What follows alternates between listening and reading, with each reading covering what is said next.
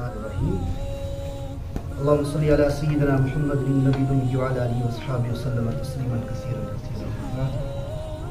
السلام علیکم ورحمۃ اللہ وبرکاتہ. سامعین کرام، آج سیرت پاک صلی اللہ علیہ وسلم کا سبق نمبر 272 272 جس کا عنوان ہے سفر آخرت کی تیاری.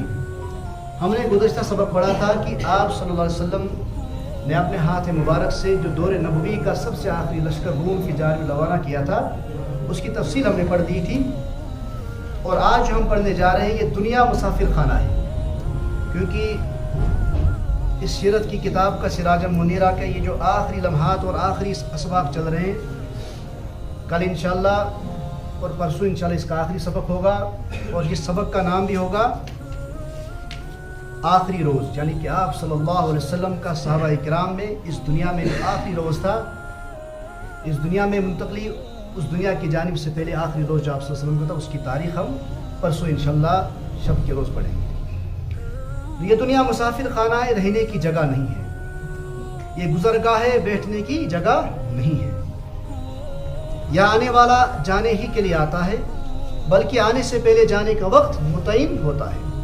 بس ایسے ہی نبیوں کے نبی، نبیوں اور رسولوں کے امام خاتم النبیین صلی اللہ علیہ وسلم اللہ تبارک و تعالیٰ کے بعد اس کائنات میں سب سے اونچی اور بلند شان والے حضرت رحمت عالم صلی اللہ علیہ وسلم ایک خاص کام کے لیے تشریف لائے تھے، جو آپ صلی اللہ علیہ وسلم نے مکہ المکرمہ میں 10 سال مصائب کے عالم میں اور مشکلات حالات میں اپنے اوپر اور اپنے ساتھیوں کے اوپر ہر آسائش کو ترک کرنے کے بعد وہ ظلم و ستم سہ کر جو دین اسلام کی دعوت دی.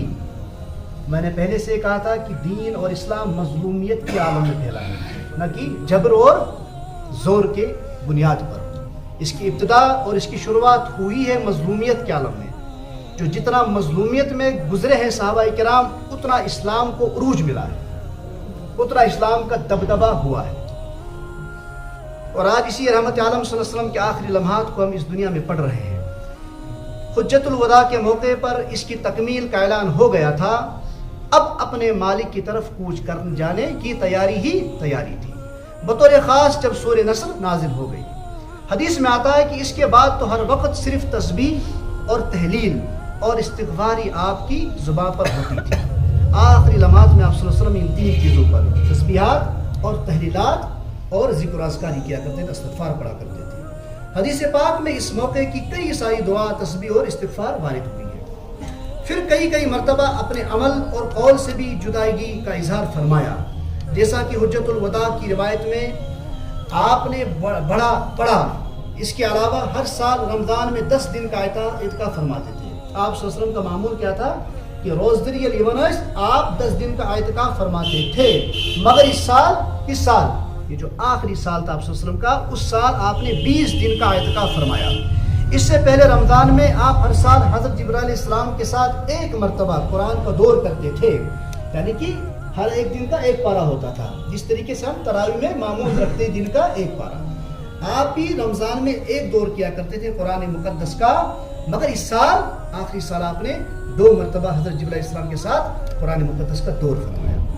پھر 11 ہجری سفر کے شروع میں ایک دن جنت البقیع میں کہ قبرستان میں تشریف لے گئے اور وہاں اس طرح دعا فرمائی کہ جس طریقے سے کسی سے رخصت ہو رہے ہوں. پھر انہی دنوں میں احد تشریف لے گئے اور احد کے شہداء کے لے 8 سال میں پہلی مرتبہ اس طرح دعا فرمائی جس طرح ہر ایک سے رخصت لے رہے ہوں آپ صلی اللہ علیہ وسلم. پھر اسی دن واپس آ کر مسجد نبوی میں ایک تقریر فرمائی، کل توڑ واپس آئی اور ایک تقریر فرمائی، ایک خطبہ دیا. اس میں عجیب باتیں فرمائی، بیان فرمائی. آپ صلی اللہ علیہ وسلم نے فرمایا، میں تم سے پہلے حوض کوثر پر جانے والا ہوں.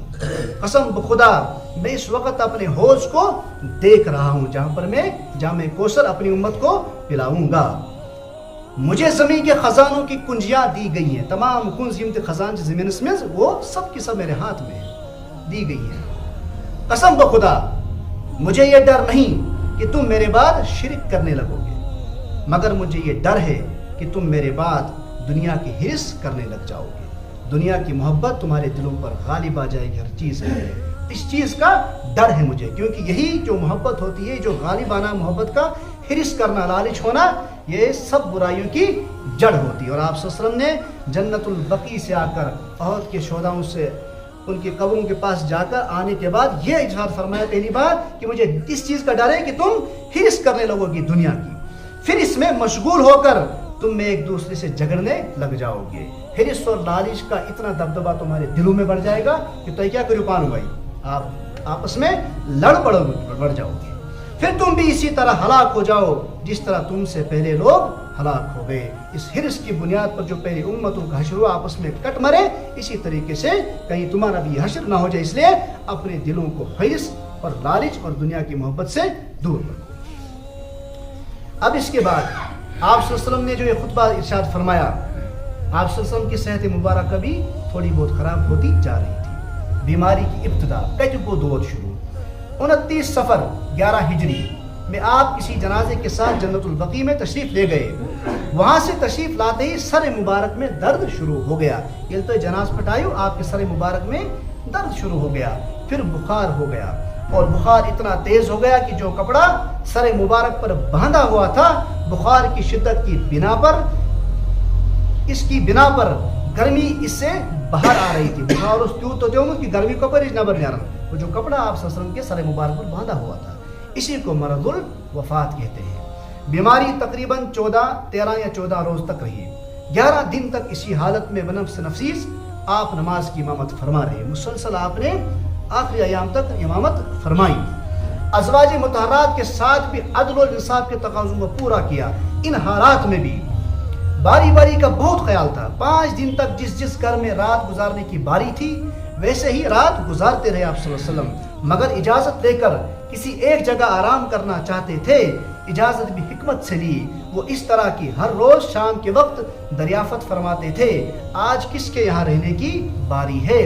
अज़वाज मुतहरात इस इशारे को समझ गईं तो अर्ज़ किया, जहाँ आपका जी चाहता हो आराम फरमाए। दूसरे दिन यानी बरोज़े पीर हज़रत आयशा रज़ियल्लाहु तआला अन्हा के हुजरे में रहने की बारी थी। फरमाया, मुझे वहीं छोड़ आओ। हज़रत अली रज़ियल्लाहु तआला अन्हु और हज़रत अब्बास रज़ियल्लाहु तआला अन्हु दोनों हज़रात आप सल्लल्लाहु अलैहि वसल्लम को दोनों बाजू से पकड़कर सहारा देकर वहाँ हज़रत आयशा रज़ियल्लाहु तआला अन्हा के हुजरे में छोड़ आए और आप आखिरी दम तक उसी हुजरे में रहे। अब इसके बाद आखिरी नमाज की इमामत। 5 दिन के बाद तकलीफ सख्त हो गई। 5 दोयल गुजरे, जब आप उस हुजरे में 5 दिन रहे, उसके बाद तकलीफ सख्त हो गई आप सल्लल्लाहु अलैहि वसल्लम की, मगर आपने फिर भी गुस्ल फरमाया, जिससे थोड़ा सा फाका हुआ, यानी कि थोड़ा सा आराम हो गया। तो आप सल्लल्लाहु अलैहि वसल्लम मस्जिद तशरीफ ले गए। लोग फौरन जमा हो गए। आपने मिंबर पर बैठकर कुछ नसीहत फरमाई। ये आखिरी नसीहतें हैं। सबसे पहली नसीहत कौन सी आ गई? हिरिस और लालच की। ये जो आखिरी नसीहत आप सल्लल्लाहु अलैहि वसल्लम की ज़ुबान मुबारक से थी, यही हम पढ़ने जा रहे हैं, जिसमें बतौर खास ये फरमाया, यहूद और नसारा पर अल्लाह की लानत हो। आयत निष्कर नबी रहमतुल्लाह सल्लल्लाहु अलैहि वसल्लम ने यहूदी और नसरानियों पर अल्लाह की लानत भेजी। किस वजह से? उन्होंने अपने नबियों की कब्र को सजदागाह, और एक रिवायत में है कि तुम मेरी कब्र को बुत न बनाना, सजदागाह न बनाना जिसकी पूजा की जाए। मिंबर से नीचे तशरीफ लाकर नमाज ज़ोहर पढ़ाई। तो ये पढ़ना आखिरी नमाज, नमाज ज़ोहर। नमाज के बाद फिर मिंबर पर तशरीफ फरमा हुए और अंसार और मुहाजिरीन के हुकूक के बारे में वसीयत फरमाई। दोनों के बारे में, अंसार भी और मुहाजिरीन भी वहाँ मौजूद थे, वसीयत फरमाई। फिर फरमाया, एक बंदे को अल्लाह ताला ने इख्तियार दिया कि या तो वो दुनिया के ऐश व आराम में से जो चाहे तो अल्लाह ताला इसको अता फरमा दे। जो अल्लाह ताला से जो बंदा चाहता है अल्लाह तबारक व तआला उसे अता फरमा देता है। या फिर अल्लाह ताला के पास आ जाए तो अल्लाह ताला इसको अपने पास जन्नत की तमाम नियामतें अता फरमा देते हैं। यानी कि अल्लाह तबारक व तआला जो चाहते हैं बंदे से, जिस तरीके की ज़िंदगी बंदे को चाहते हैं रहने के लिए, अगर बंदा वो गुजार के आता है तो अल्लाह तबारक व तआला उसे आखिरत में जन्नत की सारी नियामतें अता कर देता है। इस बंदे ने अल्लाह ताला के पास जाने को कबूल कर लिया है। हज़रत अबू सईद रज़ियल्लाहु तआला अन्हु फरमाते हैं, ये सुनकर हज़रत अबू बकर रज़ियल्लाहु तआला अन्हु रोने लग गए और अर्ज़ किया, मेरे बाबा बाप पर कुर्बान हों। लोग कहने लगे, सईदना सिद्दीक़ अकबर रज़ियल्लाहु तआला अन्हु को क्या हो गया? नबी अकरम सल्लल्लाहु अलैहि वसल्लम तो किसी आदमी का किस्सा सुना रहे हैं, ये क्यों रो रहे हैं? आप सल्लल्लाहु तो किसी आदमी का किस्सा सुना रहे हैं। लेकिन सिद्दीक़ अकबर और चहीते साहबाओं ने जांच लिया था कि अब आखिरी अय्याम में आप सल्लल्लाहु अलैहि वसल्लम के हमारे दरमियान है और अपने माँ बाप कुर्बान करने की बात कर रहे हैं। कुछ दिनों के बाद मालूम हुआ कि जिस बंदे को ये इख्तियार दिया गया था वो आप सल्लल्लाहु अलैहि वसल्लम ही थे। اور صدیق اکبر رضی اللہ تعالیٰ عنہ ہی سب سے زیادہ علم والے ہیں. ان دنوں میں بھی اتنی زیادہ بیماری اور کمزوری کے باوجود سب نمازوں کی خود امامت فرمائی. نماز کسی بھی حالت میں ترک نہیں فرمائی بلکہ خود امامت آپ صلی اللہ علیہ وسلم نے فرمائی. پھر دوسرے دن یعنی 4 دن قبل جمعرات کے دن شام کی نماز کے لیے بڑی مشکل سے تشریف لے گئے. شام کی نماز کی امامت فرمائی جس میں سورہ مرسلات کی تلاوت فرمائی. بس یہی وہ آخری نماز تھی جس کو آپ صلی اللہ علیہ وسلم نے مکمل امامت فرما کر پڑھایا. یہ تھا آج کے اسباق. کل انشاءاللہ ہم پڑھیں گے حضرت ابوبکر صدیق رضی اللہ تعالیٰ عنہ کی امامت کس طرح آپ صلی اللہ علیہ وسلم نے آپ کو آگے کیا, اور اس کے بعد حضرت فاطمہ رضی اللہ تعالیٰ عنہ کا رونا اور ہنسنا, اور پھر پرسوں انشاءاللہ آخری سبق ہوگا اس کتاب کا, سیرت کا آخری روز. صلی اللہ تعالیٰ